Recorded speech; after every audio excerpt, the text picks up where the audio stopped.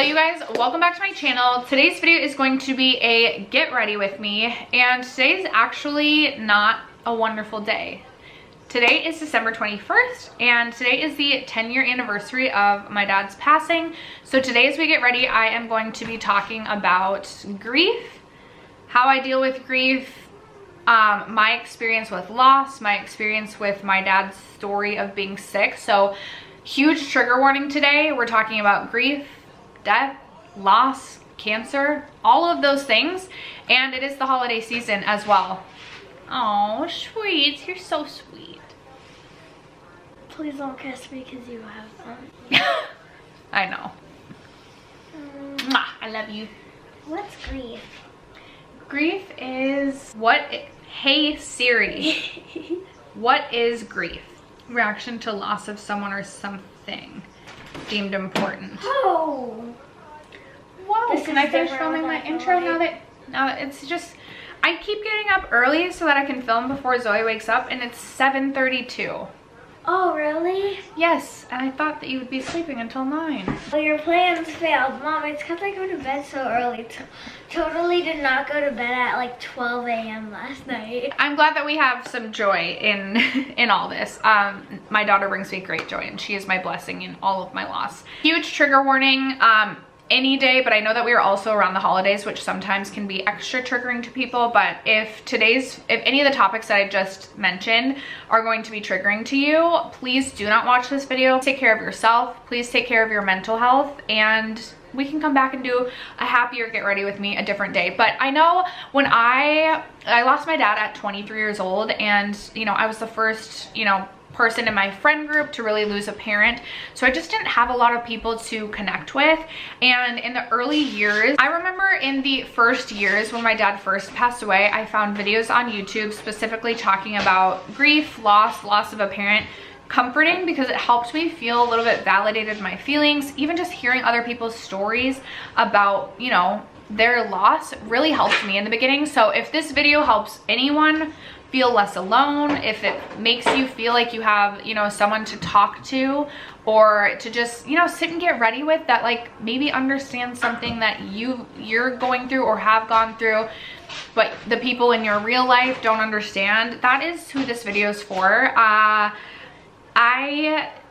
have been planning to film this video for a while, and I honestly have always thought to myself, I don't know if this video will actually ever even make the light of day, because I don't ever want it to seem like I only care about like my story of loss or grief. I don't want this video to come across as like narcissistic in any way, because this video is just meant to like share my experience and potentially connect with others who have lost people that are close to them. So please do not watch this video if you are going to be triggered in any way. And I will say I am going to try my very hardest. It's been such a busy season with Vlogmas, trying to stay like up to date with comments. I've been horrible at it, but I really will try and be in the comments of this video. This video is going to go up today, and I'm helping my grandma move today, closer to my mom, closer to me, closer to my daughter, closer to my sister, which I'm so excited about. So I don't know how well I will reply to all comments today, but I really will try to reply to comments and be reading them. And if you have any tips or tricks with grief or with anything to do with that, please let us know in the comments below, because grief is definitely a journey and it's different for everyone. So if you have anything that's been helpful to you, let us know. But without further ado, let's get into the get ready with me.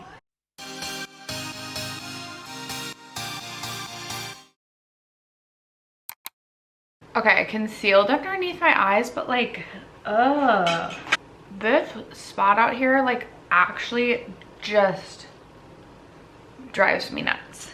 You can still see it. You can still see but there's like, I look here, whatever. I need to, literally though, it drives me nuts. But then I turn this way. Is it literally just like the shadow?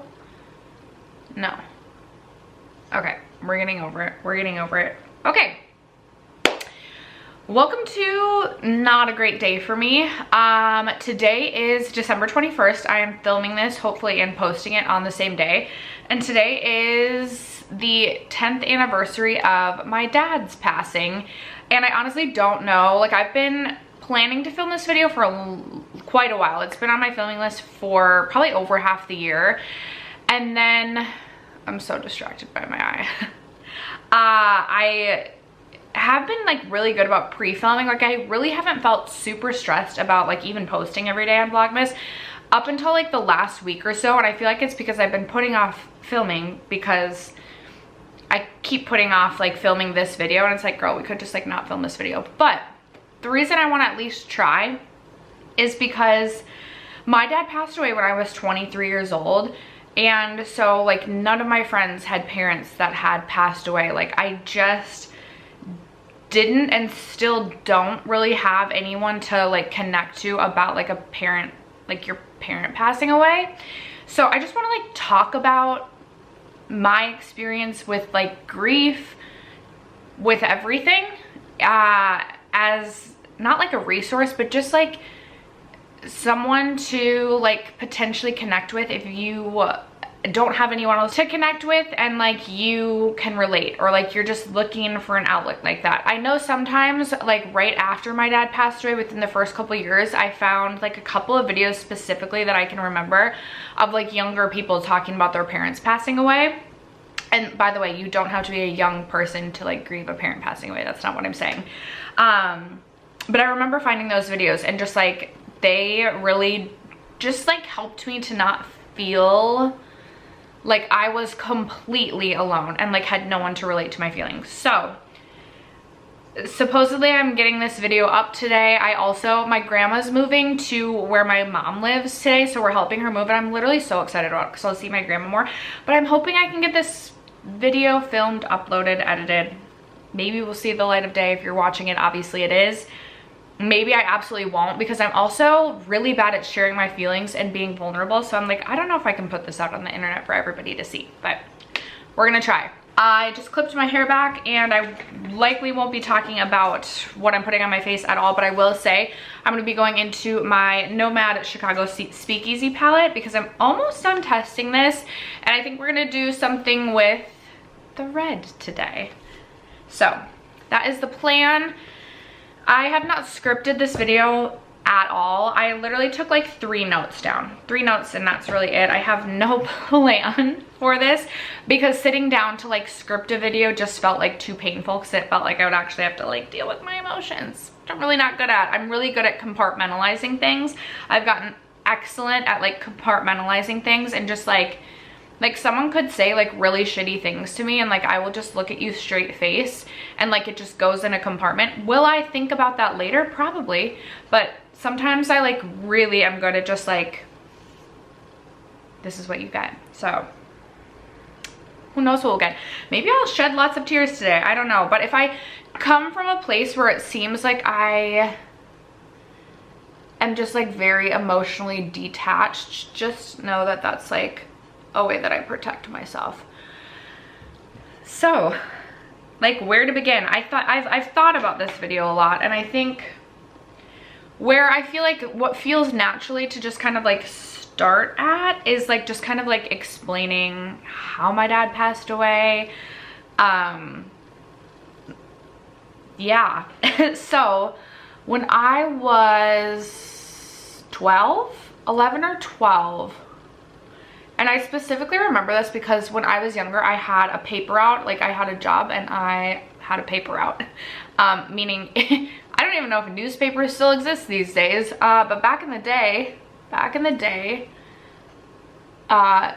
you had, a lot of people had newspapers delivered to them every single day, and I was delivering those newspapers.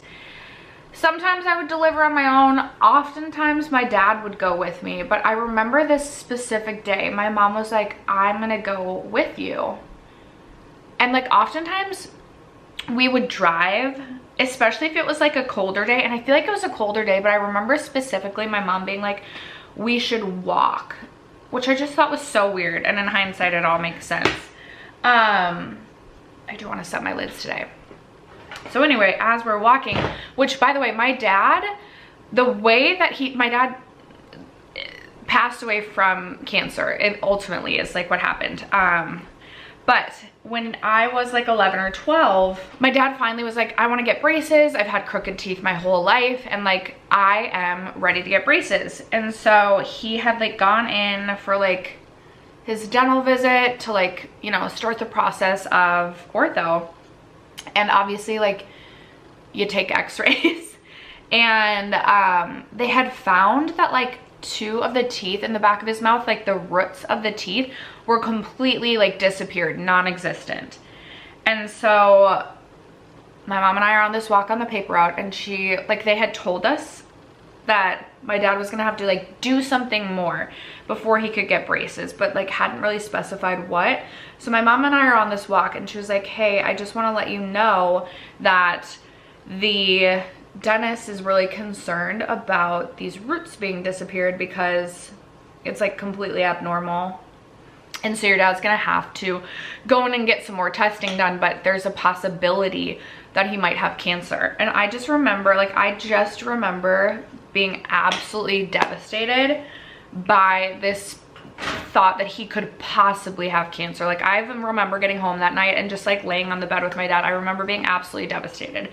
Come to find out, he did have cancer in the roof of his mouth, which I will also preface because I don't know if I'll get questions about this, but my dad was not at the time like a smoker. He had smoked growing up. Like, he was born in 1951. Like, it was like the thing. Like, he smoked in his like, I don't want to say youth, but like he smoked in high school and a bit in college, but like had quit like before even like meeting my mom, let alone like having my sister and I. So he had not been a smoker for decades at this point in time. That is not me like trying to like shit on smokers in any way, but I know like when I talk about this in my real life, like oftentimes people will ask, because I think a lot of times with any cancer in the mouth, like we think like you absolutely got that because of X, Y, and Z, which very well could be why he got it, but I'm rambling because I'm nervous. What do I want to say? Anyway, so we find out that he does indeed have cancer in his mouth, and it's in the roof of his mouth, but surgery is possible. So now I'm stressed that I'm like really not thinking about my eyeshadow, and I don't want to like royally screw this up. Okay, I'm gonna not talk about what anyway. So yeah, 11 or 12, my dad has surgery and has the cancer removed from the roof of his mouth. And reflecting back on like what my dad's life and the roof of his mouth was at that point after that, like it's wild to think about. I now work in the dental field, and I was literally just talking about this the other day with my owner doctor, and we were talking about like, so basically my dad had much of the roof of his mouth removed so that they could remove the cancer, and then he basically had, I'm gonna call it like a retainer that like was the part of the roof of his mouth that was missing, and like you took it out every night to clean it, and like at that point there was access then to like your nasal cavity, or to his nasal cavity. And so I remember after this surgery, like anytime he was like actually sick, I can remember one time that he was like vomiting sick ever after that, because he would try to avoid throwing up at all costs, just because you get the picture. So anyway, he had surgery, and then the cancer was gone. I remember how sad it was. The days, like, I think he was in the hospital maybe for 2 or 3 days after that, recovering, and just like going to visit him in the hospital was just extremely hard. Like, it's just, you know, the hospital setting for the most part is just not a happy place to be. So bless all of our healthcare workers for working there every day. My heat just came on. I'm gonna turn it off. I feel like I'm not even gonna finish the story before I finish my makeup. I'm rambling so much. So anyway, had surgery, cancer was removed, and then specifically with the type of cancer that he had, he would go back obviously for like checkups. It started out biannually, and then after 2 years it moved to annual checkups. And I remember them saying like once you hit the 5-year mark, it's highly unlikely that the cancer will come back. So my dad went 2 years, made it 2 years, cancer not back, switches to annual appointments, makes it another 3 years, cancer hasn't come back. At his, either at year 5 or at year 6, like at the appointment, I'm pretty sure that they're like, okay, after this, like it is highly unlikely the cancer will come back. The cancer came back. And I just, I specifically remember this because I also was a high school tennis player, and I remember that he had like his second surgery to remove this cancer around like my tennis season time, because I remember normally he would sit like out by the courts, and I remember like after the surgery, like he would sit in his car the first like couple weeks, just like as he was recovering. And so that was, you know, again, really hard. Like I think like as a parent, like we sit here and we're like, okay, like it really sucks when our kids are sick, and that's really hard. And obviously I'm a parent now, so like I've lived through, like I've lived that, I know that. But I think also as a child, like it's really, really hard to watch your parent be sick and watch this person that's supposed to be your protector and protect over you just be hurting. Like I think it's just it's so hard. But my dad also, like where I'm from, it's just like a huge tennis community. And my dad was also like really just like an active participant in like community and things like that. So like we had really, really good support. And I remember like just the support of like my tennis team, the coaches. My dad actually coached the JV team for some time. So like everyone was just so supportive. But that was his second time around. And then he went for his annual checkups, went for his like first semi-annual, second semi-annual, third semi-annual. I like cannot remember. Maybe because I compartmentalized, as I said, and block it out. I think it was the third. For some reason, I'm like, I can't remember if he had cancer 3 times and if it was removed, or the third time was the time. But I don't remember a time in college that he was like going through. Definitely not. So it was the third time that it was the last time. Okay. Yes, because then I went off to college. And then it was like, again, he made it to almost year 5 this time. It was a little bit shorter this second time around. But like everything seemed really, really good. And then I so vividly remember this. The second time that we like found out, so the second time when I was a senior in high school, when we found out, I'm literally not paying attention at all to like what is happening with the eyeshadow. When I was a senior in high school, the second time he was diagnosed and treated, where was I going with that thought? I remember like not feeling a lot of concern that this was going to be like terminal. Like I remember feeling extremely hopeful. I was obviously sad, but I remember like feeling extremely hopeful. The doctors were like, you know, it hasn't like spread, like we caught it really, really early. So like we can just like, yes, it's horrible that you have to have more of the roof of your mouth removed, but like we've got this. And so I remember like being sad, but like not like concerned that something was like ultimately gonna happen to my dad.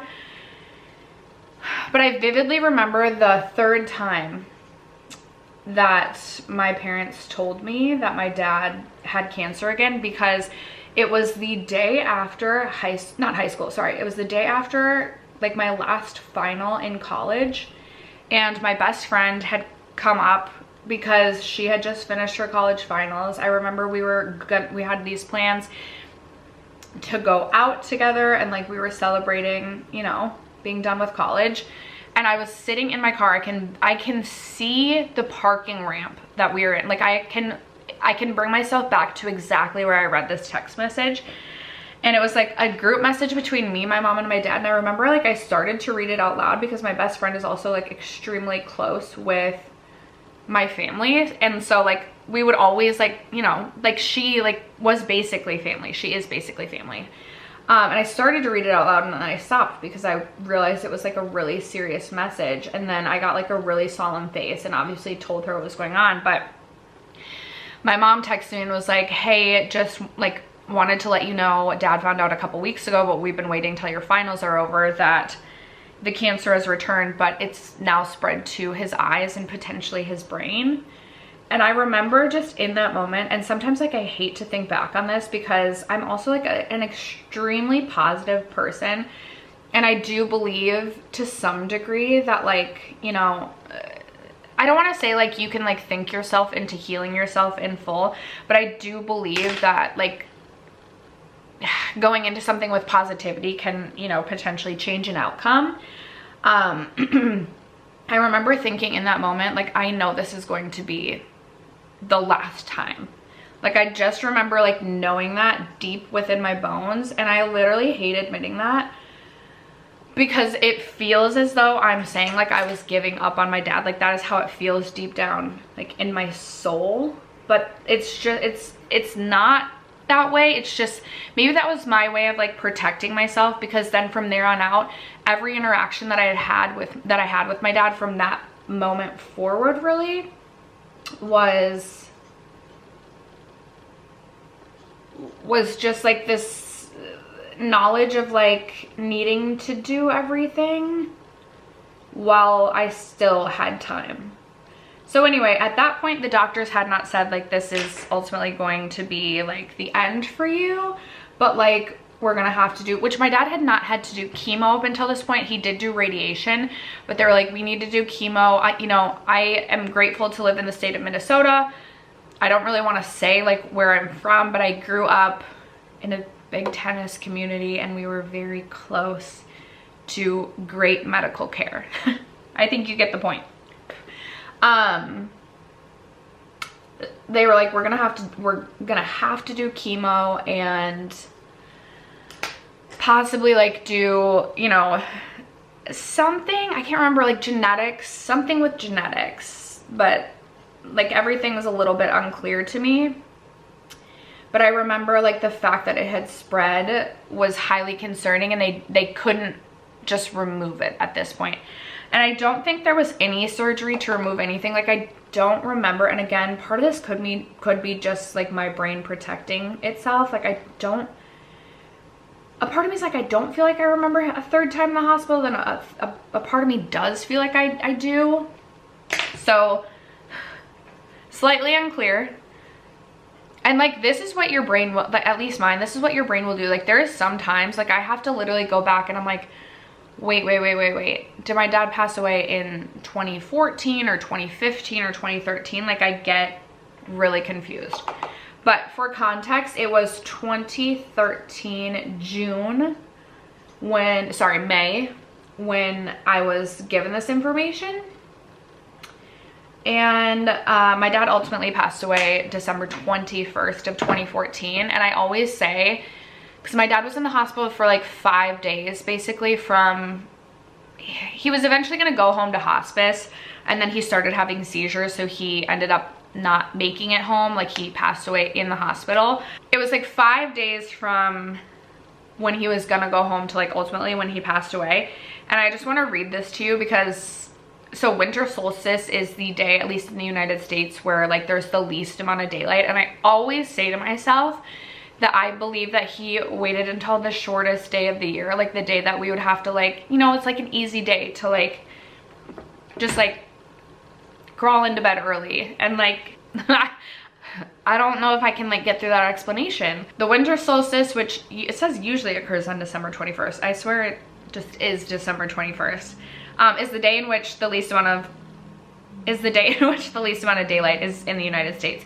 Winter solstice is a celestial event that occurs when the Earth's axis tilts the northern hemisphere the farthest away from the sun. This causes the sun to appear at its lowest point in the sky, resulting in the shortest day of the year. I truly believe in my heart of hearts that it was this day that he passed away because it's the shortest day of the year. So, you know, for people who are like really not into anniversaries, but for that anniversaries are like a big deal. For me, I usually just try to think of this day as like another day. I don't try and be like mournful or sorrowful. But if you're big on anniversaries, like it's a day where it's just like an easy day to go crawl into bed early. Like you have an excuse, in my opinion. Like it's dark by like 4:30. Like, okay, we can go to bed early today.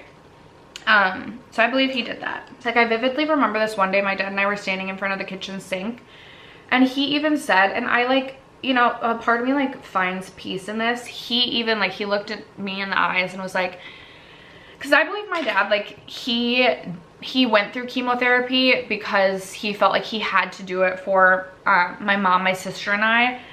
But I believe he didn't want to do chemo. He said to me very early on in all this, like, I think that this is like my time to like leave this earth, basically. Like I don't think I'm gonna heal from this. And so like just like telling me things that like he wanted for me in my life. I vividly remember that conversation, literally just like standing in front of the kitchen sink. Like it's not like we were sitting at the kitchen table. It's not like we were like, you know, out to coffee, whatever it might be. Like it was just, I just remember standing there and him telling me this. But I like truly believe he would have just not done chemo. And a part of me is like, do I think he would have lived a longer amount of time if he didn't? Just because like chemo is so brutal. To watch someone go through chemo, like anyone, but especially like, you know, a parent or someone you really love deeply, it's so painful to watch.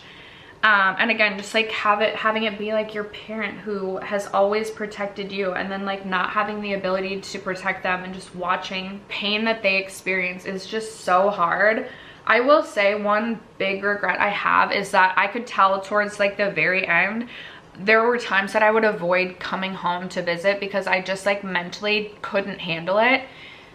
Mentally, it just like made me so sad. But now I look back and I'm like, well, those are, you know, days, moments, minutes, whatever it might be, that like you essentially gave up your last, you know, the final time that you had. And I really regret that so deeply. Like I wish I would have just like been like, it's gonna be painful, but like at least I spent that time with him. I will say I'm really grateful. I had, you know, an incredible childhood, a great upbringing, a really good relationship with my dad. I know not everyone has that.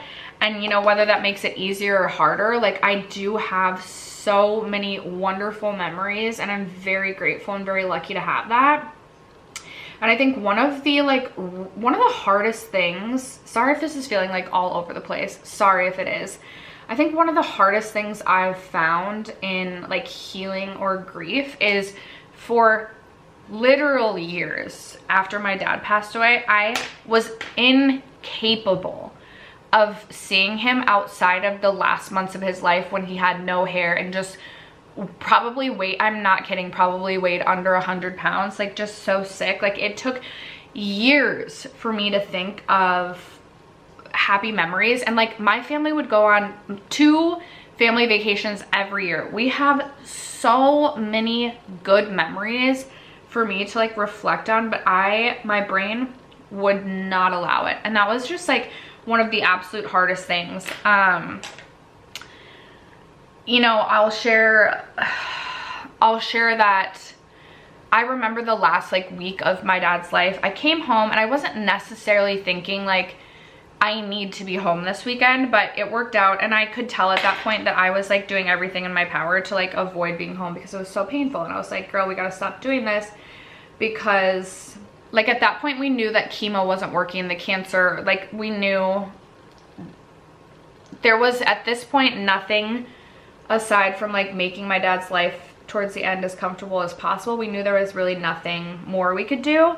So I was home, and I remember it was like a football Sunday, which honestly, like reflecting back now, I'm like, it would be a football Sunday. Like that brings like joy to my heart, to some degree. But anyway, I may have actually been a day that the Vikings were playing the Packers, because I remember my dad was just like so weak at this point. Like my mom had made like a living space or like a bedroom space for him to sleep on the main level of our house, because he was like too weak to get up the stairs. There was a fear that he would like fall down the stairs. When he would go to the bathroom, he would fall, and it was just like and it was terrifying, because you don't know, like when you hear like the big crash bang, like you know he's fallen. You don't know when you walk into the bathroom like what you're gonna see. But I remember we were sitting on the couch watching football, and he wasn't eating, wasn't drinking. And as like a lot of patients going through like chemo will have like the Ensure like milkshake drinks, because they have like a ton of calories in them, but obviously it's like a milkshake, or it's like a little shake. So I remember he had that in a Gatorade, and I was sitting there and I was like, Dad, I know it was the Packers playing, I can't remember if the Vikings were, and I should know that. Part of me tends to believe the Vikings weren't playing, if I can't remember that. But I remember being like, okay, like if the Packers get a first down, you're gonna have to drink a sip of Gatorade. And we were like kind of like playing a game like that, but he was just like, he was absolutely miserable at this time. Absolutely miserable. Like you could just see it on his face. And I remember like I was planning to go back up to the cities that night, but I just knew in my heart of hearts it was like I just needed to like stay home that day. My dad had fallen earlier, and we had like made like a I've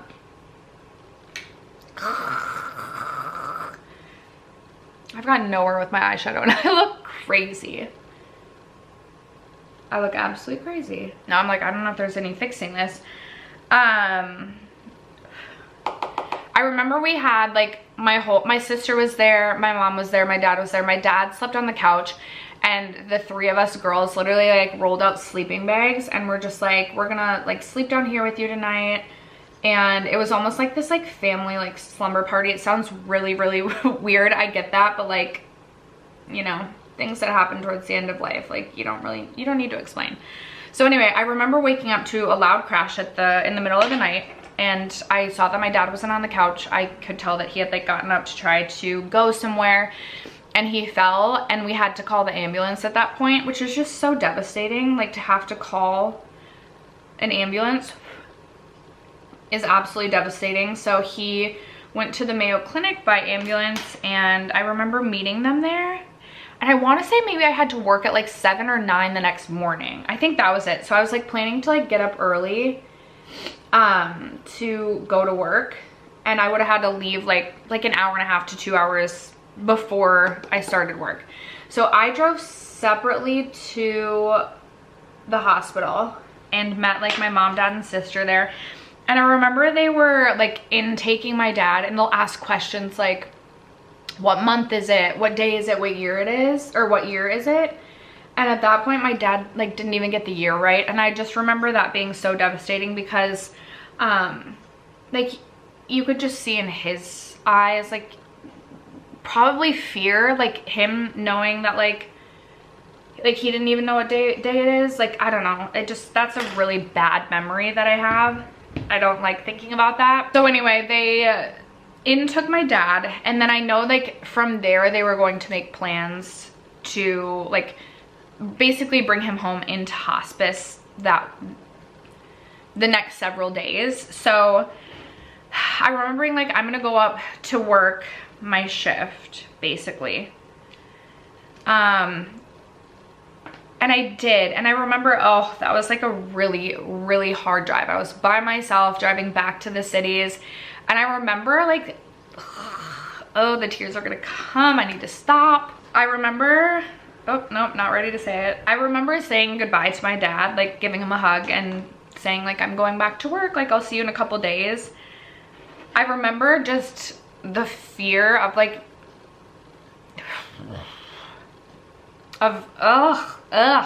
this is why I'm like, maybe this wasn't a good idea. I remember just the fear of like not knowing if that was gonna be the last time that I saw him. And I remember it was a really crappy drive back, but also you can, you know, you can listen to like a lot of sad music and just get a lot of emotions out. So that's what I did. And then that day, I think my mom was like, no need to come home tonight. Like, we're just getting everything set up. Your dad is, they're planning to like move him back. It was like a day or two later, they were planning to like get everything set up for hospice or end of life care in my mom's house. And then I think it was like a day and a half, 2 days later, my mom called me and it was like 2:30 in the morning. And I remember I didn't like answer the first time, and then she called again, and I didn't hear it until the second time. And I remember like opening the phone and just being like, my mom's calling me at 2:30 in the morning, like, this is not good. So I answer the phone and my mom is like, hey, like, dad's having seizures. They don't know, they don't know how much time he has left. They think less than an hour. And I literally vividly remember this being like, okay, I need to work. This is what my brain did. My brain said to my mom, okay, well, I work at 9 today, so I will see. And it was 2:30 in the morning, mind you. And I was like, I work at 9 today, so I'm gonna like work my shift and then I'll be home. And my mom just like, I love my mom so much. And I feel like she's also just a compartmentalizer. She was like, okay, well, if you can find someone to work your shift, like, please try and get home as like fast as you possibly can. And I remember hanging the phone up and just sitting there for a minute and being like, wait, what? And then I like got in the car and like started to head back, and obviously figured it out with work, which actually, so shockingly, my boss at the time, his dad passed away literally like basically the same night. Like the night that I drove home, which my dad ultimately didn't pass away for another like 4 or 5 days. Her dad passed away literally that night. It was so weird. But it was kind of nice to like come back. She was much older than me, but it was kind of like nice to come back. And like both people are kind of, so it just like takes the pressure off, like everyone just like focusing on you, asking you like, oh, how are you doing? Blah, blah, blah. But I remember I got back to the hospital and I remember like my dad turning towards me. And like at this point, my dad like was not, like everyone was like, he's like can't say anything. Like basically he's, I guess in a coma. But literally I remember my dad turned towards me and I like, this is gonna drive me crazy. Anyway, he turned towards me and I was like, I love you so much, Dad. I arrived in the room, went over, gave him like, I remember holding his hand and giving him just like a big hug and being like, Dad, I love you so much. Like I'm here to say goodbye. And then I like could audibly hear him say like, I love you too, or like, I love you, Steph. And then I could audibly hear him say like, I love you too, Steph. And like that really does brings me like a lot of peace. And I think also just like, no, like my dad like told me that like he was ready, and I know he was. I know he was. So like that actually does help to bring me a lot of peace. Also the nurses, like, because again, my dad, like I got home that night and then he was still alive for another, it was like 4 or 5 days we were in the hospital, and the nursing staff was just like the most kind, like the most excellent. Like I first of all, I don't know how medical workers do it, but like we were treated so well, and I'm just like still so appreciative towards everyone that was like in and out of our room during that time. Like just truly like incredible, so kind. But anyway, ultimately my dad did pass away on the 21st of December. And okay, this is where I took notes, because I think, you know, obviously it's been 10 years now, and you know, grief will ebb and flow, and everyone grieves differently and everyone heals differently. But there's just like a few things that like I feel like, okay, I don't like necessarily love I don't think I love how this look is coming together. That's okay, especially because I'm like not loving how the shadow's laying right there. But anyway, there's like things that like you don't necessarily think about, like the drive home after like it's all over, all over, is just like bizarre. Like it's just weird. And then like the days following, just like the loss that you feel in your heart, just like when you're like out and about and like shopping, and like literally like this happened December 21st, and I remember I still had like Christmas shopping to do because it was just like all so hard to like do at that time. And just like as you're like, you just kind of like feel like you're floating through life for a little bit, and you're like, you just feel like you're out there. And it's almost like I remember having these like, just feelings of like almost like just like feeling like alone in a sea of people that like have no idea the loss that you just experienced. I don't know, it's just a very, very bizarre feeling. And then like you'll see people getting upset over things, and then you have like these thoughts in your mind that like, okay, like it really could just be so much worse. Like, why are we getting upset over, you know, this item not being like $10 cheaper? I don't know. It's just like, I remember being out and about doing some of my Christmas shopping and just being like, oh my gosh, like why are we even stressed about this? Like things could just be so much worse. And I think like one thing that's like really hard to describe is obviously like I was sad for myself and for my sister. And I've said this to like most people that I know. I think the bulk of my sadness, or just like a sadness that like you don't anticipate or don't expect to feel, is just like how incredibly how incredibly sad I felt for my mom, who just like lost her life partner.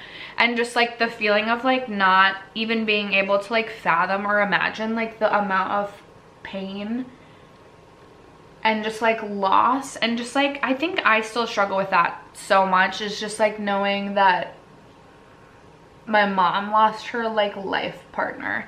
And with that, I think one of the hardest things that like continues on in life after losing a parent, especially like a bit younger, like I'm gonna say a bit younger, because like in your 20s, like, you know, if your parents are still together, like to talk about like when people don't know that my dad has passed away. Like for example, I you know, I work at a new place, and as I'm like getting to know people, new place within the last couple years, but like we just had this conversation like, oh, I had no idea that your dad actually had passed away, because it's not something that I like shout out there to the rooftops. But I talk about like going home to visit my mom and sister all the time, and it feels like in my mind I'm like, oh, everybody probably just assumes that either like my parents are divorced or my dad was never in the picture or isn't in the picture.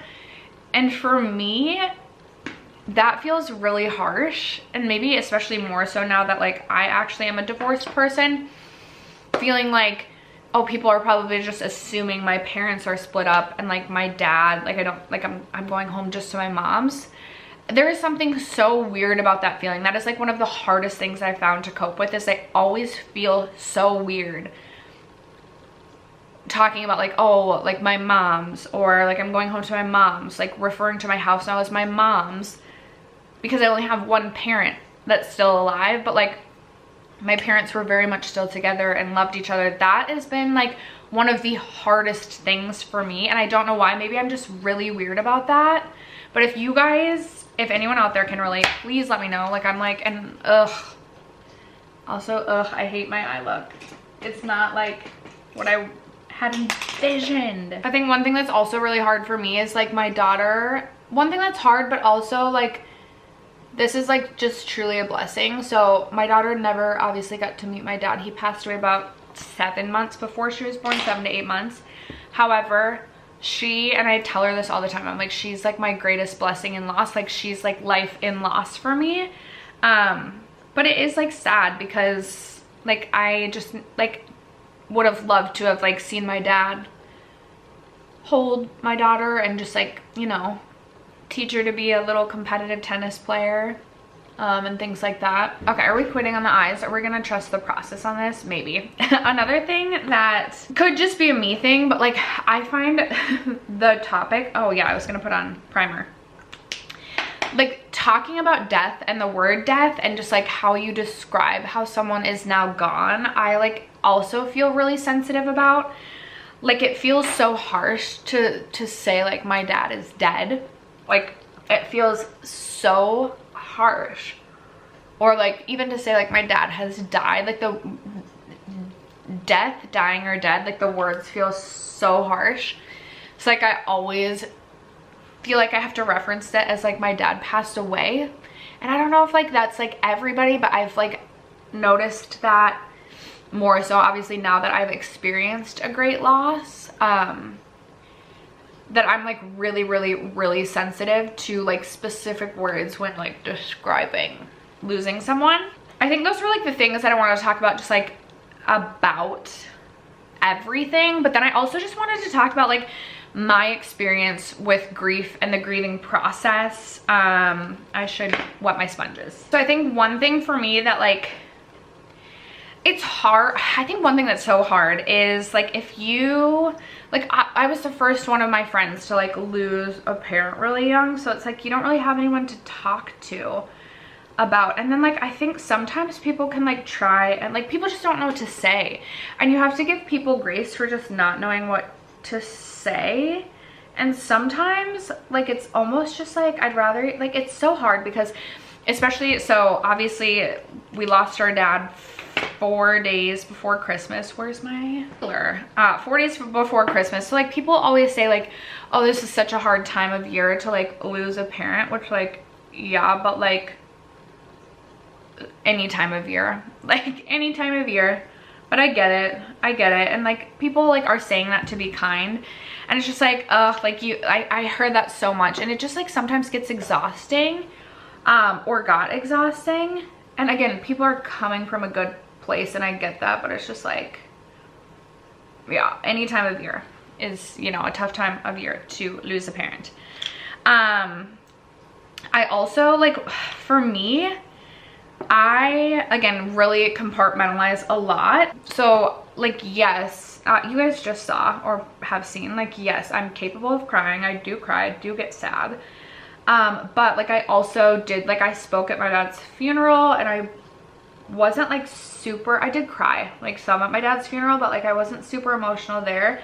And I remember like my grandma making a comment to me about like how like basically to like be strong for my mom and sister, which like I really appreciate her trusting me with that.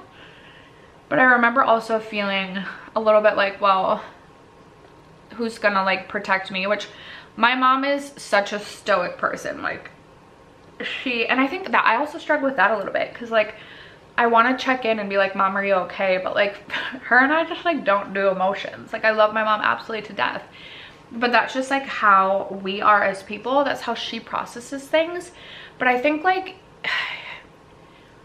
it's just so tricky. Like it's so tricky to like know, you know, how to check in with like your family members. And like my sister, I know my sister was younger than me when she lost my dad, and like knowing, I think, as I said, like the grief that I feel for my mom, or like the grief that I felt for my sister, just knowing that like she was not, don't cry, you literally just put your concealer on. But literally, what is this, you guys? Tell me how I get rid of this stupid shadow, because it drives me freaking nuts. Just like grief that I felt for my sister, of like knowing that my dad was not gonna see her graduate college. You know, I was lucky enough that my dad did see me graduate college, or just knowing that like she wasn't gonna have my dad to like walk her down the aisle and things like that, was really hard. Also, like I have found over the years that like there are times that I will have like extremely vivid dreams. The first couple of years, I remember, I still remember this dream, which, you know, sometimes like you'll have a weird dream and either you can recall it like that day, but then like you forget for the most part, or like you wake up and you know you had a weird dream but you can't remember the specifics. I can still see the dream playing out in my mind. And my cousin got married when my dad was going through chemo. So like there's like pictures at this wedding, you know, my dad doesn't have hair. Like I can vividly see the way my dad looks at this wedding, and that is how I saw him in this dream. We were at my cousin's wedding, and I remember like trying to talk to him at the wedding, but like in the dream he had like already passed away, but then like he was at this wedding, and I remember just wanting to talk to him so bad. And the entire dream, it was like I was like chasing him around this wedding, and I would like grab him by the shoulder, but like I was always just like, I always was like just missed talking to him. Like I couldn't talk to him, and I remember like screaming in my dream being like, "Dad, Dad." And he like turned around, and it looked like he like saw me, but then like couldn't speak basically. Oh my gosh, I vividly remember this dream because I woke up and like my day was, I don't want to say ruined, but like it was just a horrible day because I could not let that dream go. And several other times I've had just like really vivid dreams about my dad, and it always throws my day off. In terms of grief, it's just like the really vivid dreams that like, I don't think I've had a dream that's like made me feel good about my dad. Like it's usually I'm seeing him in my dreams as like when he was sick. So that has been really hard. As I said, it took me years to even like have memory of him like with hair, like good memories when he wasn't sick, good memories when he wasn't going through chemo. It took actual years for me to even like be able to like think about all of the good memories we had. Like I said, literally until he got sick, we would take like at least 2 trips a year as a family. So like there was a lot of like good memories locked in there. He was like my tennis coach growing up. He would take me to like my out of town tennis tournaments. I remember we had like these packets that we would fill out about my opponent after every match, so that if I played them again, like we were taking our tennis seriously. So I have great fond memories, but I just like, my mind would not let me really go there.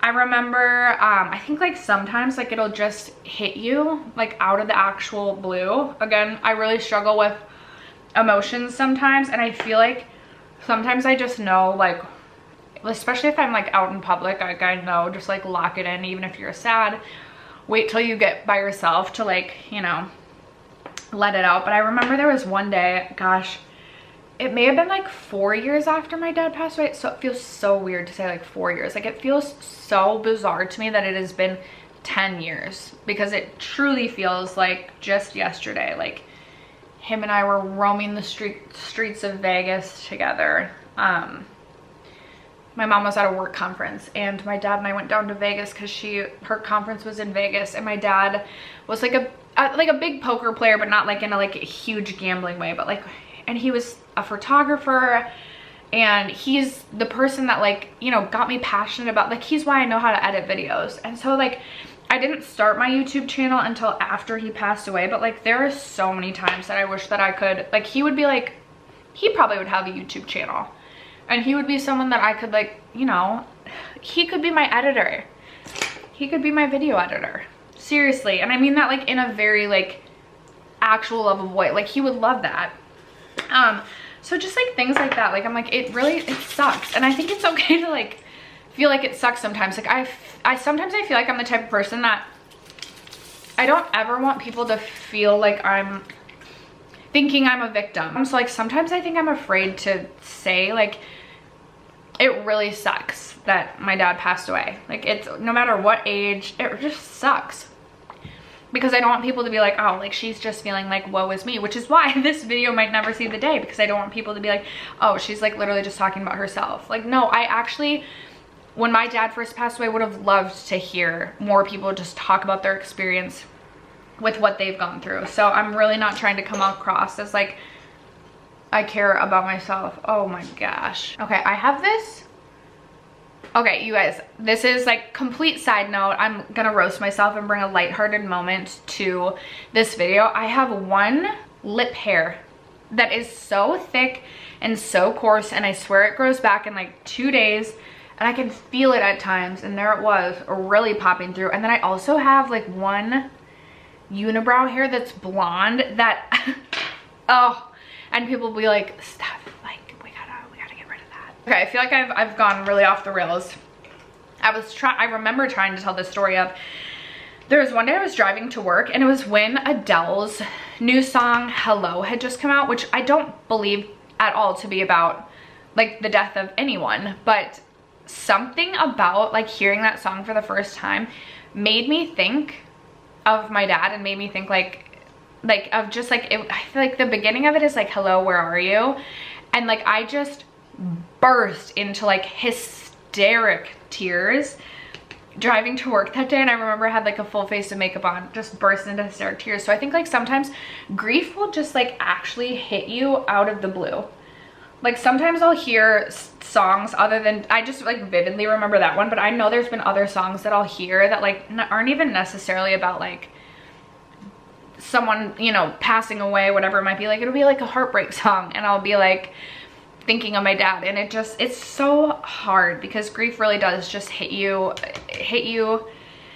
so unexpectedly. And again, everyone's journey is so different. Like some people might live in like the anger stage for longer than other people live in like the stage of sadness. For me, like I'm sure there were stages of anger, but I don't try not to be an angry person. I can't really remember. Let me look up the stages of grief. Denial, difficulty accepting the reality of loss. This is so tough for me. And I also think, I will say, okay, I know it's been 10 years. Today is the 10-year anniversary. I do think this year has felt a little heavier than others. Like I've definitely been more sad this year than I have in other years. And I don't know if it's just that I like have the mental capacity for it now. Like I have the mental capacity of actually just like dealing with my emotions. But I don't really ever remember denial that much, just because, as I said, like I feel like from the moment I read the text that my dad, you know, had cancer again and it had spread to his eyes, lungs, and brain, like I just feel like in that moment I like already like felt like I knew. And I don't know if that again was like me protecting myself, but like, okay, denial, I don't know. And maybe this will come up. Like maybe I'm 10 years in and I still haven't hit all 5 stages of grief. Anger, a natural response to loss that can be directed at many sources, including deceased, others, and oneself. I definitely like have had feelings of just like anger or being upset, but not like at someone. Just like I think it's natural to feel like, why did this have to happen to like my parent? And like those are really like the feelings of like anger I can pinpoint. For me, I'm like, oh, I just feel like I feel like exhaustion is like a stage of grief. Because I feel like for me more, I just like remember like it's like it gets exhausting. And again, people are coming from a good place, but it gets exhausting to have to hear and respond to like everybody right after a loss, like being like, I'm so sorry for your loss, if there's anything I can do. And it's like everyone's coming from a good place, but it gets exhausting because like it's like really like there is nothing you can do. Like there's nothing that's gonna like bring my loved one back. And like, yes, you can make me a lasagna, and like that's great, and I love lasagna, trying to make light of the situation, but like, you know, things like that. Okay, bargaining, a feeling of helplessness that can lead to focusing on personal faults or regrets. 100%. I feel like I've lived in bargaining for the longest. Like I feel like that's what I've struggled with the most, because I carried deep regret for not going home and spending more time with my dad. Like a lot of regret. So I feel like I've really struggled, you know, with some of that. I feel like one of the times I remember him just telling me like, you know, I've like accepted that like this is, oh, it's so hard to like, and icky to say in words, but like this is like ultimately like what is gonna take my life. So like I'm at peace with it, and like I want you to be at peace with it. One of the kitchen sink conversation with my dad, I remember him saying, I'm not always gonna be here, but the one thing that is just so important to me is that you like maintain being a good person, even in like these moments of like when life gets really, really rough. I want you to always default back to just like being a good person. And he was like a great man of faith. So, you know, he talked about like, I want you to like be a person of faith. I don't want you to lose faith. I don't want you to be angry for me. And I remember one time when my dad and I were like doing my paper route together, and I had like thrown one of the papers, but like it didn't land well on the like person's doorstep. And I came back to the car and my dad was like, Steph, you need to like go place that like better under the mat. And I was like, oh, really, Dad? And he was like, whatever you do in life, no matter what you are doing, no matter what, whether you are, you know, delivering a paper or whether or not you become a heart surgeon someday, like you should always do everything to the very best of your ability. And that is something that like still to this day, decades later, still sticks out in my mind. And when we were having that kitchen sink conversation, I remember reminding me, he's like, I just like really want you to always go back to, because he always, like even in my like 3rd grade years of being bullied, he always was like, you're always gonna be like a good person, you're always gonna be a nice person, we're not gonna be mean. And another thing I always remember him saying is like which I feel like a lot of parents will say to their kids, is the people that are most mean to you are the ones that like need the most love. Which is, you know what, maybe I blame my dad for all the toxic men in my life, because I see a broken person and I just want to fix them. But yeah, do I blame him then for being such a people pleaser? Come on, Dad. Literally, I'm just out here like trying to be a good person to everyone, and sometimes bad things are happening to me, it feels. I'm totally kidding. Kind of. Like, I'm not upset with my dad over that. But anyway, one of our last like really good conversations, he was like, I want you to, 3 things. I don't want you to lose faith in life. I want you to always be like kind to your neighbor, even when someone is being horrible to you, which that advice literally got me through and helped me survive my divorce. Also, like, I just wish my dad was alive for my divorce, because like to have just even another person of support, like I'm so grateful for the people that I do have in my life, my mom, my sister, that helped support me through divorce. Like I'm so grateful for them. But like my dad actually was divorced prior to my mom, so just like it would have been nice to just have.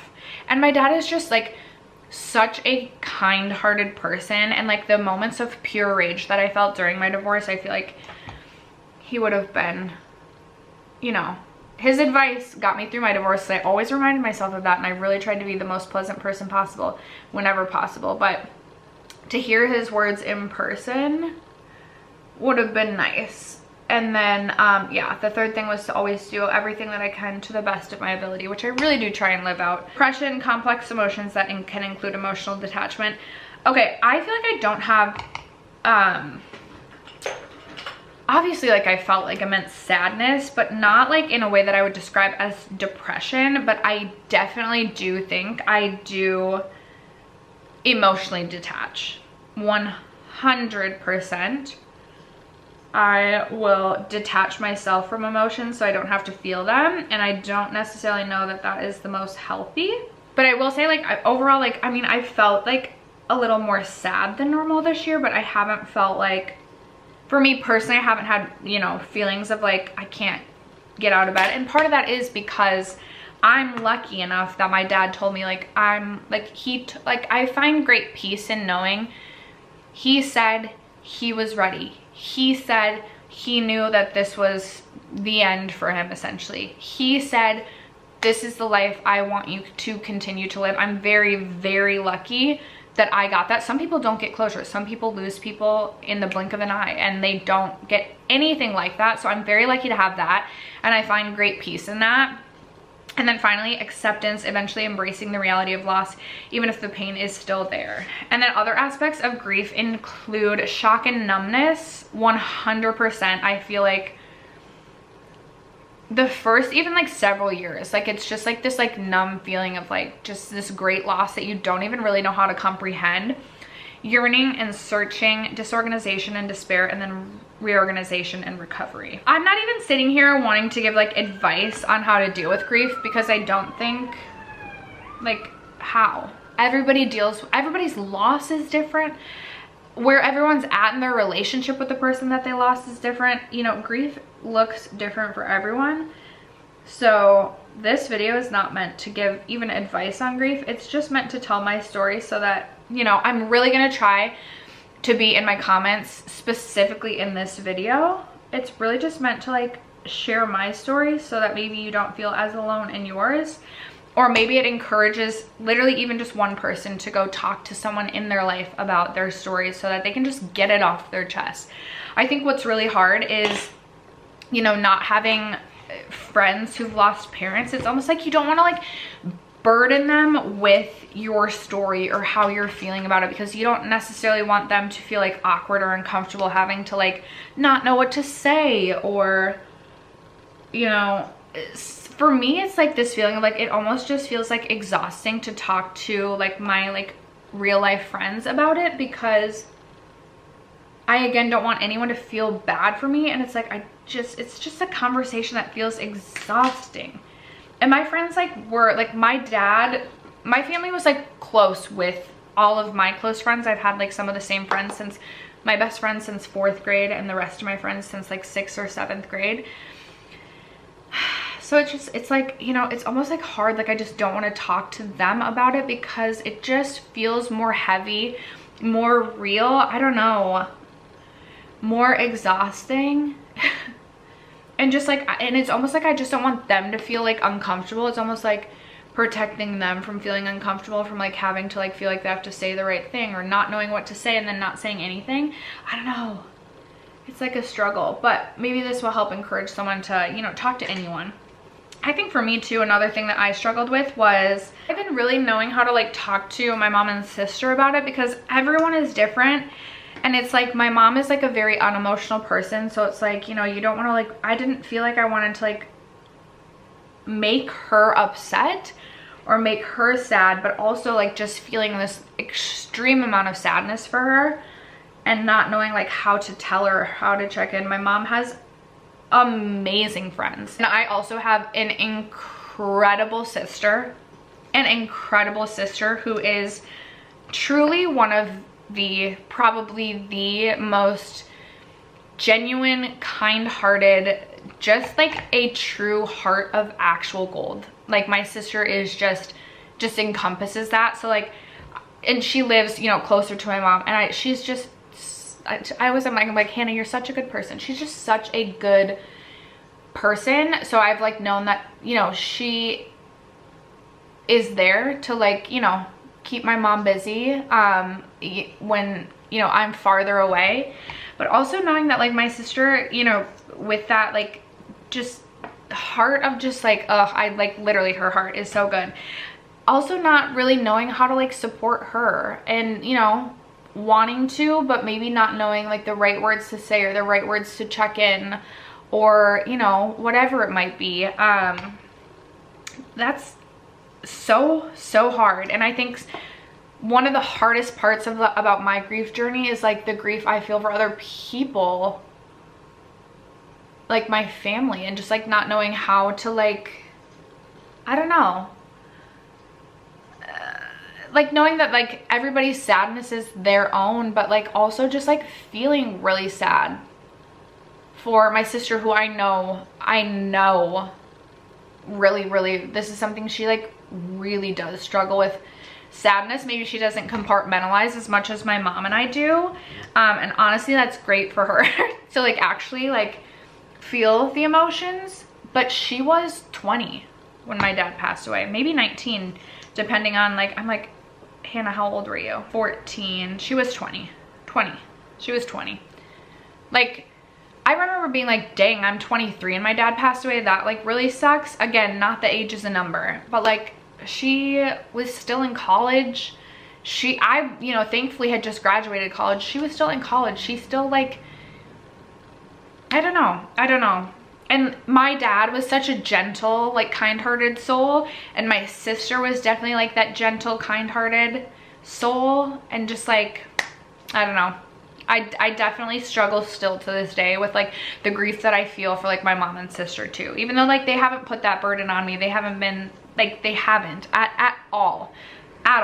but it is definitely a part of at least my grief journey, and I'm sure other people could have relate to that, and so that is something that I've seriously struggled with. Okay, I really do actually like the way that this look turned out, but as usual, my eyes aren't even, and it makes me so mad because my eyes are not the same shape, and I don't think there's a way to, and I don't think there's like a surgical procedure even really that could fix that. Even if we Botox this up, I don't think it would work. Okay, obviously I haven't filmed the introduction to this video, and I'm like, what even did we just talk about? I'm like, am I gonna be posting this video today? Is it going up? I would like to, but I'm like, I don't even know if this is like my experience with grief. It really just is kind of my whole just experience with a parent passing away from a parent passing away. And I'm like, okay, am I making any sense at all? Is this something I want to post? But again, if like, even if one person can find, is solace the right word? Solace? Is that the right word? Or am I like completely misusing that? I think we're going blind to blush here. We got the blush blindness bug. What I will say to anyone who is going through a grief journey of any kind is that the best thing you can do is just like to be so patient with yourself and really give yourself grace. Like maybe you're not even fine. Maybe you just lost someone or some, you know, a pet, whatever it might be. And maybe you're like struggling to even feel the sadness and feeling guilty about that. I remember feeling a bit guilty that I didn't just like cry through my dad's entire funeral service. Yes, I did. I was emotional through some, but everybody's grief journey is different. Don't feel like you have to be on this specific path. And also, I did take like a, oh my gosh, not like a grief class, but I did do kind of group type of thing. And I completely lost my train of thought. Oh, the best thing I learned from that is to just like, as much as you can, say what you need from other people. Like if you've just lost someone and people are bringing you over, 18 people are bringing you lasagna, maybe say like, hey, thank you so much for like the thought, but I actually just like, I have 18 other lasagnas in my fridge and I just like, I need the week to myself. Or maybe you really need to fill your calendar up. Like you are feeling just so heavy by yourself. Be honest, text whoever you can. Get out and do whatever you need to do. Be patient with yourself and just like let yourself feel whatever. That's what I have to say for advice. I have no advice. My camera battery's about to die. I think I'm gonna switch that out quick and then I will film my outro and then my intro and then we'll see if I even post this. I kind of want to do something fun with the lips to close it out. I'm gonna do Anywhere Caffeine for Makeup Forever, which the one hard thing about this is I have, holy smokes, you scared me. Mother of pearl. Good morning, sweets. Morning. Check your stocking. Okay. I already have that refined lip gloss on, so sometimes it's hard to line the lips then. I asked for Touchland. More Touchland? Frida, listen. Woo! It's so cute. Can I have a little squirtsy? I see why everybody loves Touchland. Maybe I need some. It doesn't even smell bad. All right, we're going in with the Enserine Pumping Lip Oil. Just kidding. Actually, maybe this isn't gonna work so well. Did we really screw this up? Hey, Mom. Maybe. You know what? I actually like it. Bold. Anyway, you guys, that is going to wrap up and conclude this Get Ready With Me. If you've made it till the end, leave me your favorite color heart emoji. And thank you, honestly, for just getting ready with me today on what will be a hard day, what is one of the harder days for me. I really appreciate it. I love you guys so much. If you are dealing with a loss of any kind this holiday season or at all, recently, 80 years ago, I'm really sorry for your loss, even though I literally just said sometimes it's exhausting to do that, but I really am, and I would love to have a conversation with you in the comments below. So I, again, will be trying to be in my comments, maybe not as much today, because again, we're moving my grandma, which I'm so excited about, because I get to see her more, but I will try and comment, I will try and really be in my comments. So if you have advice for anything that's helped you through any of the stages of grief or whatever it might be, let us know in the comments below. Other than that, thank you guys so much for sticking around to watch and for supporting me and my channel as you guys always do. I love you guys so much, and I will catch you in my next video.